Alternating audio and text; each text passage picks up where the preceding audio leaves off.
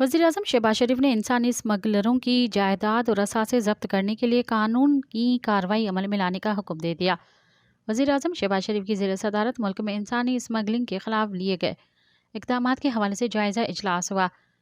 शहबाज शरीफ ने इंसानी स्मगलिंग में मुलविस सरकारी एहलकारों के खिलाफ किए गए हालिया इक़दामात पर FIA को सराहा। इंसानी स्मगलरों के खिलाफ किए गए इक़दामात को सराहते हुए वज़ीर-ए-आज़म ने कहा कि इंसानी स्मगलरों की सहूलतकारी सरकारी अफसरान के खिलाफ हालिया तादीबी कार्रवाइयों का आगाज़ खुशाइंद है। सहूलतकारों के खिलाफ तादीबी कार्रवाई के बाद सख्त ताज़ीरी इक़दामात भी लिए जाएंगे। वज़ीर-ए-आज़म ने हिदायत की है कि मुल्क में तमाम इंसानी स्मगलिंग के गिरोहों के खिलाफ सख्त कानूनी कार्रवाई की जाए ताकि वो निशान इबरत बने।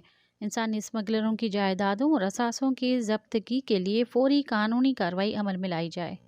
सब्सक्राइब कयो अवामी न्यूज़ HD खे ऐं ताज़ा तरीन ख़बरुनि लाइ ॾिसंदा रहो अवामी न्यूज़ HD।